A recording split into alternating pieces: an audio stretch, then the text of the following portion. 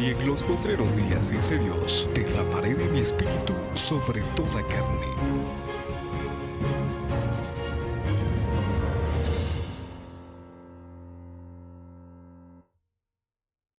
Entonces ayer se estuvo compartiendo lo que es las virtudes, podríamos decirlo, del amor.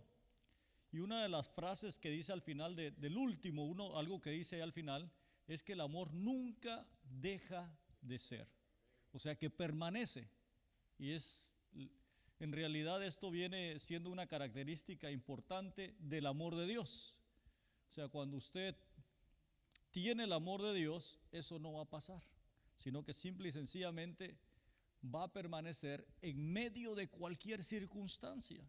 Y Jesucristo fue el ejemplo máximo de ello, porque desde que empezó su caminar hasta que terminó en la cruz del Calvario, nosotros nos damos cuenta que Jesucristo pasó por diferentes dificultades, diferentes circunstancias, diferentes situaciones y diferentes ofertas también. Porque si vemos al inicio de su ministerio, Mateo capítulo 4, vamos a encontrarnos que le ofrecieron bastantes cosas. El enemigo vino, lo llevó al pináculo del templo, le mostró todos los reinos de lo que había en la tierra y le dijo: todo esto te daré si postrado me adorares. También le empezó a enseñar otras cosas. O sea, Dios permite que muchas veces pasemos por circunstancias que nos van a tentar y que van a probar nuestro amor hacia Él. Hermano, todo lo que pasa en nuestras vidas a veces prueba nuestra forma de amar a Dios. O sea, si a usted lo aleja una circunstancia que venga a su vida, ya porque no tenía el fundamento definitivamente puesto en Dios, sino que esa palabra había caído sobre la piedra o no cayó en buena tierra. Usted no permitió que cayera más profundo. Pero en esta hora yo lo que quiero dejarte es que definitivamente que cuando nosotros permitimos que el amor de Dios entre a nuestras vidas, nosotros le amamos a Dios a pesar de cualquier circunstancia y no va a pasar nunca. Así que yo hoy vengo a decirte, hermano, que por amor Dios envió a su Hijo unigénito. Tenga en cuenta esto. Y este es el mensaje que quiero dejarte en esta hora: por amor, lo que Dios hizo por amor. Quiero recordarle que lo que Jesucristo hizo con la humanidad, confiando en usted, porque usted puede hacer mucho más por las demás personas. ¿Sabe que cuando Jesucristo murió en la cruz del Calvario, lo que estaba diciendo es: yo confío en ti? Eso es lo que estaba diciendo definitivamente. Ese sacrificio que Jesús hizo, lo hizo pensando y creyendo que cada uno de nosotros puede cambiar, puede ser transformado, puede ser mejor persona, o si ya es una persona buena, puede ser aún mejor. Entonces Jesucristo, cuando murió en la cruz del Calvario, nos dijo: yo sé que tú eres mi creación, que tú eres mi hijo, y confío en todo lo que tú puedes llegar a ser. En primer lugar, quiero dejarte esto: tenga en cuenta que Dios te amó primero. O sea, lo primero que quiero que tengas en la mente hoy es: antes que cualquier persona o antes que cualquier cosa suceda, antes que todo, Dios es el primero en poner el ejemplo de amarte. O sea, Dios ya te amó. Cuando vamos a la cruz del Calvario, recordamos que Jesucristo nos ha amado sin importar nuestra condición, sin importar quiénes somos. Y el versículo dice aquí: Dios amó al mundo. Y cuando estamos hablando de amar al mundo, es a todas las personas que hay en él, sin importar su condición o apariencia. Dios llamó a todas estas personas. O sea, cuando iba camino a la cruz del Calvario, Él no estaba viendo de qué nacionalidad, de qué raza era, de qué clase social, de qué estatus era, sino simple y sencillamente Dios dijo: yo voy a morir por cada una de estas personas porque yo las amo. Y el amor que Dios nos demostró ahí es un amor tan grande que nosotros tenemos el compromiso también de demostrárselo a la humanidad. ¿Sabe que hay personas que dicen: bueno, yo amo a Dios, pero aborrece a su hermano? No amas a Dios. Tenemos que amar a todo tipo de personas, y amar hasta cierto punto, hermano, a veces, seamos honestos, a veces no es tan difícil. Amamos a los que nos aman, ¿sí o no? Qué fácil es amar a alguien que nos ama. Qué fácil es corresponderle a alguien que nos hace el bien. Pero ¿qué tal aquellas personas que te hostigan, aquellas personas que te hacen daño, aquellas personas que a veces hacen ciertas cosas en contra tuya? Nosotros vamos a amar a esas personas. La Biblia dice, Jesucristo lo dijo, amad a vuestros enemigos. Amad a aquellos que hacen el mal en contra de ti, aquellos que os vituperan, que os persiguen, ámenlos. Y eso es difícil. El Señor nos da un ejemplo y por eso Él dijo en la palabra y nos enseñó de que Él nos amó a nosotros y ama a cada uno de nosotros dándonos a sus hijos. Nos dio lo mejor. Tenga en cuenta esto. Siempre yo quiero que tenga esto en la mente. Cuando usted en algún momento se sienta triste, cuando usted en algún momento se sienta rechazado o rechazada, porque hay veces que va a pasar por situaciones, hay veces que a veces le va en feria y una situación tras otra y otra y otra, y a veces usted se siente rechazado o se siente rechazada. Alguna persona de repente me está viendo y pasa por alguna circunstancia, y esta es una de las cosas en las que las mujeres a veces son un poquito más sensibles. Nosotros los hombres como que todavía tenemos un poquito más, somos un poquito más insensibles, desarrollamos ese tipo de carácter. Pero si en algún momento usted siente que esta situación le afecta, tenga en cuenta que hay alguien que le ama a usted sobre todo. Y eso es lo más importante. Hay alguien que ya le ha amado y es Dios, que dio a su Hijo unigénito. Y cuando usted piense en esto, tenga en cuenta que Él siempre está dispuesto a recibirle a usted de la forma en la que usted es. Amén, iglesia. Lo segundo que quiero dejarte es que Dios dio lo mejor que tenía. Cuando nosotros decimos que amamos, siempre va a haber una acción de dar. Entonces Dios nos enseñó que nos amaba dándonos lo mejor que tenía. ¿Y qué era lo mejor que tenía Dios? Su Hijo unigénito. ¿Alguien de ustedes daría en algún momento a alguno de sus hijos? ¿Estaría dispuesto a sacrificar a alguno de sus hijos? ¿Verdad que no? ¿Por qué? Porque lo ama, porque lo quiere, porque es de su propia sangre, porque usted lo ha tenido, hablando de las damas, lo ha tenido en su vientre 9 meses. Y no solo eso, lo ha criado desde pequeñito, lo ha visto caer, lo ha visto correr, lo ha visto dar sus primeros pasos, aprender a hablar, decirle mamá. Y imagínese, usted no haría eso.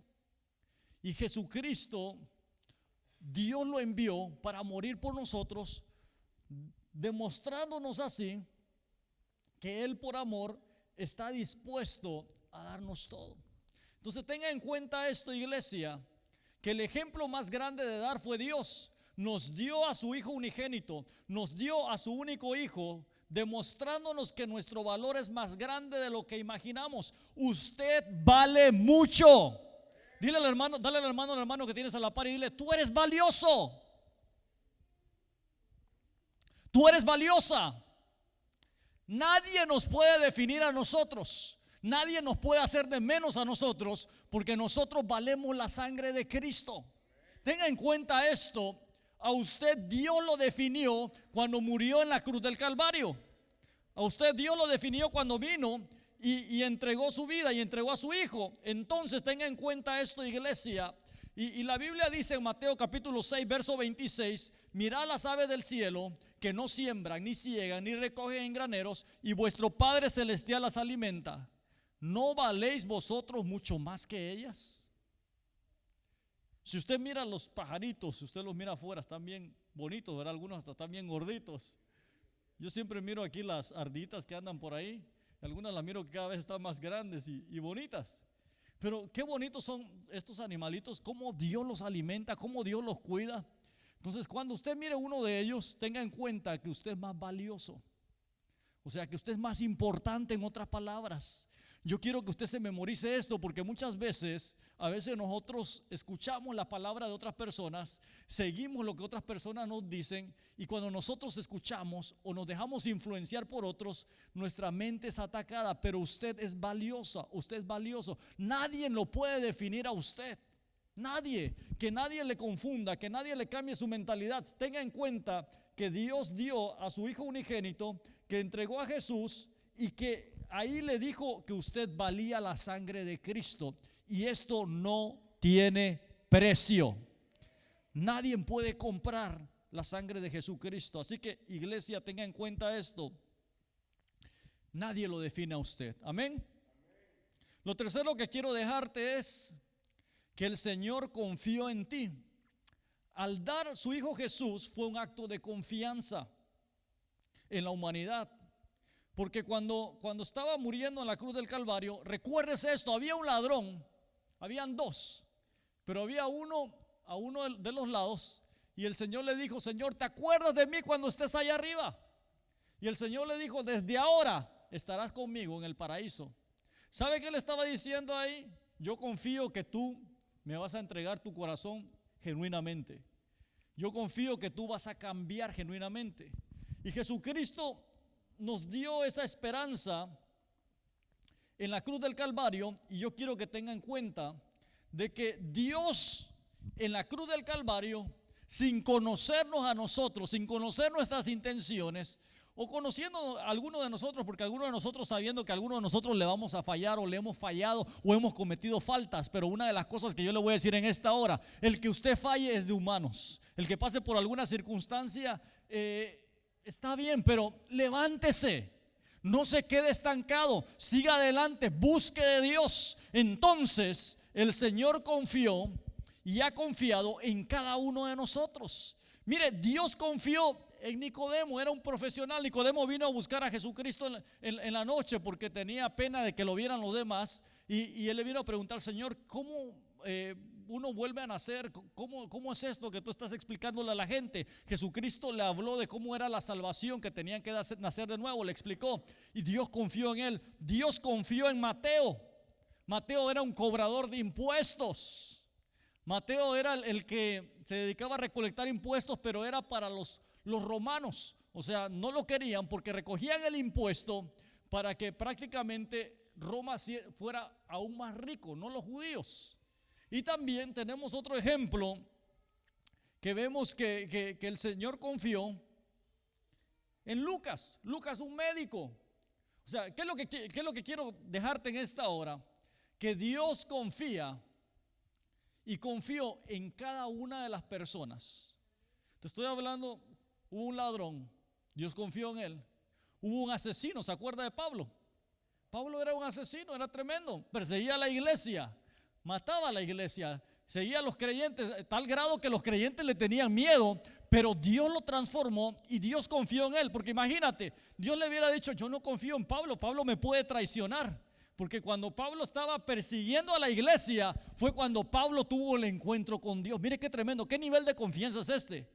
Que Dios venga y te cambie el destino, que Dios venga y te cambie la dirección, que Dios venga y te cambie lo que tú estás haciendo, porque diga: yo confío en ti, yo creo que tú puedes cambiar, yo creo que tú puedes ser diferente, yo creo que tú puedes hacer la diferencia en estos tiempos. Y eso es lo que Dios le dijo a usted. Dale la mano al hermano que tienes a la par y dile: Dios confió en ti.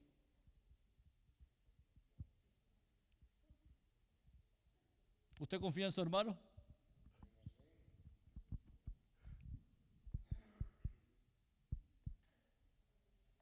Mire, si Dios confió en ti,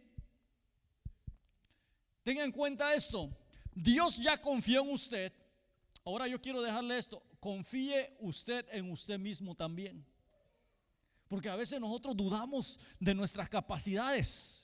A veces nosotros dudamos de nuestras habilidades. A veces dudamos de lo que podemos llegar a hacer en el Señor. Y yo quiero que tenga en cuenta, cuando Dios dijo: yo confío en este joven, yo confío en esta jovencita, así mismo como Dios lo dijo y como Dios lo hizo con sus acciones, nosotros tenemos que tomar la iniciativa de que si Dios confió en nosotros, nosotros también tenemos que creer que somos capaces de lograr cualquier cosa que nos propongamos en el Señor. Así que confíe, y también confíe en su hermano.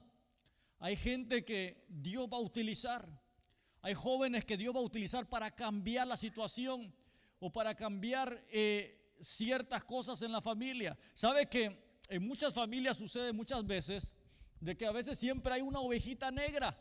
Siempre hay una ovejita negra. ¿Cuántos eran la ovejita negra? ¿Cuántos salieron alguna vez como la ovejita negra de la familia? Yo no fui tan travieso, pero yo creo que yo era la ovejita negra porque terminé en este país. Me salí de casa, ya no regresé. Y lo hice un par de veces, así que el tercer ensayo sí funcionó. Entonces, ¿pero qué pasa con las ovejitas negras a veces? Dios las transforma. Porque ¿quién iba a imaginar que muchas veces llegas a otro lugar y en lugar de que tú vienes con otra visión y Dios te cambia el destino? Porque Dios confió en ti, y asimismo, en medio de esas ovejitas negras que estaban ahí, en medio de esa persona que a veces no confiaban, o a veces la familia del que menos se lo esperaba, que anduvo haciendo travesuras por todos lados, es el que regresa y el que se convierte en la bendición para la familia. Por eso es que nosotros no podemos tener prejuicio, por eso es que nosotros no podemos juzgar a nadie, porque Dios puede cambiar a cualquier persona. Dios cambia, Dios transforma, porque Dios confía en toda persona. Y yo quiero que tengan en cuenta esto, iglesia. Todos nosotros, no hay nadie que no tenga dones, no hay nadie que no tenga habilidades, no hay nadie que no tenga un propósito en esta tierra. La diferencia es que muchos no lo descubren y que muchos no trabajan en su propósito y que muchos no saben o no aprenden a creer en que Dios ya lo depositó en ellos y que Dios ya confió en ellos, y por lo tanto ellos también tienen que creerlo. Así que yo quiero que tengan en cuenta esto. Crea que Dios ya confió en usted. Y lo último que quiero dejarte es que el propósito de Jesucristo, hacer todo esto por amor, cada una de las cosas que hizo aquí, de lo que hizo Dios enviando a Jesucristo, era la salvación de toda la humanidad. Era la salvación de todas las personas. ¿La salvación de qué, dirá alguien? La salvación del castigo eterno. La salvación de morir en el pecado. En Romanos capítulo 10, versículo 9 dice la palabra que si confesares con tu boca que Jesús es el Señor y creyeres en tu corazón que Dios le levantó de los muertos, serás salvo. Entonces, ¿cuál es el propósito de haber venido Jesucristo a la cruz del Calvario? Salvarnos a nosotros. Pero no solamente a nosotros, hermano, iglesia, a nosotros recibir la salvación, a nosotros recibir a Jesucristo, Dios nos cambia, nos transforma, nos bendice, pero nosotros también tenemos la responsabilidad de llevar ese mensaje a otros. ¿Cuántos de nosotros le hemos hablado a alguien en esta semana? ¿Cuántos de nosotros le hemos hablado a alguien o a cuántas personas le hablamos el año pasado? ¿A cuántas personas evangelizamos? Lo voy a poner así, haga memoria un minuto ahí. ¿Cuántas personas usted evangelizó el año pasado? Hay algunos que ni siquiera a uno le hablaron. ¿Qué pasó? Porque nosotros se nos ha olvidado que Jesucristo por amor murió por nosotros, entregó su vida, y nosotros ahora como que estamos bien, estamos bendecidos, pero se nos olvidó que hay otras personas que necesitan de Dios. Se nos olvidó que hay personas que necesitan recibir la salvación que nosotros recibimos, que hay personas que están muriéndose allá afuera o que están en alguna situación. Y sabe que en estos días yo hablaba con un joven y no sé por qué, yo soy muy tranquilo para hablar con las personas, pero esta vez sí yo le dije: ¿cuánto tiempo piensa vivir en esa condición que estás viviendo? ¿Cuánto tiempo piensas seguir así? Va a llegar un día que ya no vas a poder estar en esa situación y te vas a morir. ¿Sabes por qué? Porque hasta cierto punto sentí en mi corazón tristeza y sentí un cierto punto en el que dije, Señor, esta persona no puede seguir así. Si sigue así va a terminar mal. Tú tienes que hacer algo, pero él tiene que tomar la decisión. Porque al final de cuentas, cada persona tiene que tomar la decisión para mejorar su vida. No depende de nosotros lo que depende es orar por las personas, hablarles de Jesucristo, hablarles de que Dios cambia, de que Dios transforma, de que Él murió por cada uno de nosotros en la cruz del Calvario, pero ellos tienen que tomar la decisión. Iglesia, yo quiero animarle en esta hora que usted tenga en cuenta que el sacrificio de la cruz del Calvario fue por amor a cada uno de nosotros, pero por amor a aquellos que están afuera y que nosotros tenemos que hablarle. Tenga en cuenta nuestra responsabilidad en estos días. Acuérdese de este mes. Este mes es generalmente la gente lo toma como el amor, pero el amor de Dios hacia aquellos que necesitan de Jesús. Tenga en cuenta esto. Debemos de amar a toda persona y desear que sea cambiada y que sea transformada. Póngase de pie.